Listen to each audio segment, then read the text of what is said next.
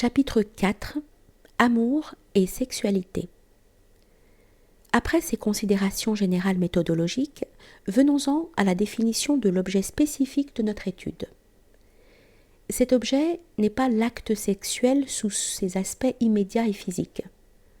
Puisque nous nous référons essentiellement à l'homme, c'est plutôt le phénomène plus vaste et plus complexe constitué par l'amour qui entre en question. Mais, comme il est normal, une délimitation s'impose aussitôt, étant donné qu'on peut parler de l'amour dans un sens générique, puisqu'il existe un amour des parents, un amour de la beauté, un amour de la patrie, un amour maternel et ainsi de suite. Il existe aussi une conception idéale ou sentimentale de l'amour, pour laquelle ce dernier s'estompe dans la simple affection, dans la communauté humaine intersexuelle ou dans l'affinité intellectuelle. Ainsi, pour rendre les choses concrètes, il sera bon d'employer l'expression plus précise d'amour sexuel. Nous considérons donc cette expérience humaine qui peut comprendre un ensemble de facteurs mentaux, affectifs, moraux et même intellectuels excédant le domaine biologique, mais qui a pour centre de gravité naturelle l'union effective de deux êtres de sexe opposé tels que se réalise habituellement dans l'étreinte corporelle. Plusieurs formes de l'amour humain ont été distinguées. On connaît la distinction de Stendhal entre un amour-passion, un amour relevant essentiellement de l'esthétique et du goût, un amour physique et un amour fondé sur la vanité. Cette distinction n'est guère utilisable. D'un côté, elle repose sur des éléments périphériques qui semblent détachés de toute expérience profonde dès lors que l'un quelconque d'entre eux devient vraiment le facteur prédominant. De l'autre, il ne s'agit que de la distinction de plusieurs aspects du phénomène érotique pris dans son ensemble. L'amour qui peut intéresser notre recherche, c'est essentiellement l'amour-passion. Et au fond, c'est le seul qui mérite le nom d'amour. On pourrait reprendre à son sujet la définition de Bourget. Nous citons : « Il existe un certain état mental et physique durant lequel tout s'abolit en nous, dans notre pensée, dans notre cœur et dans nos sens. J'appelle cet état l'amour. » Fin de citation. L'amour physique, au sens indiqué par Stendhal, ne peut se présenter comme une variété de l'amour que si l'on suppose un processus de dissociation et de primitivisation. En règle générale, il fait partie intégrante de l'amour-passion. Considéré en soi, il en représente la limite inférieure, mais il n'en conserve pas moins toujours la nature. Il importe de fixer ici ce point fondamental. La différence entre notre conception et la conception positiviste réside dans l'interprétation différente, non physique ou biologique, de la signification de l'union sexuelle.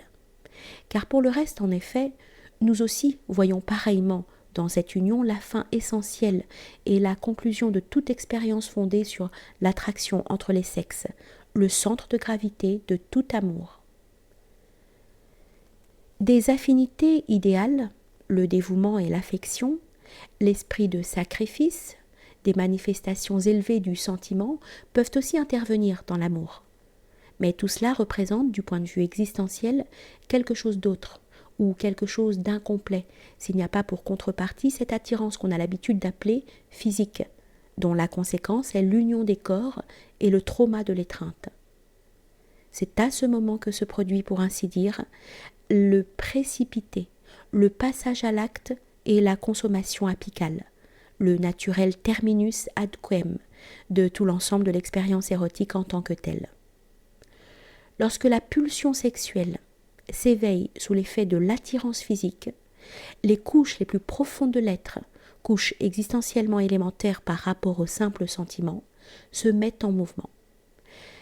L'amour le plus élevé entre des êtres de sexe opposé est d'une certaine façon irréel sans cette espèce de court-circuit dont l'expression la plus grossière est le climax de l'orgasme sexuel.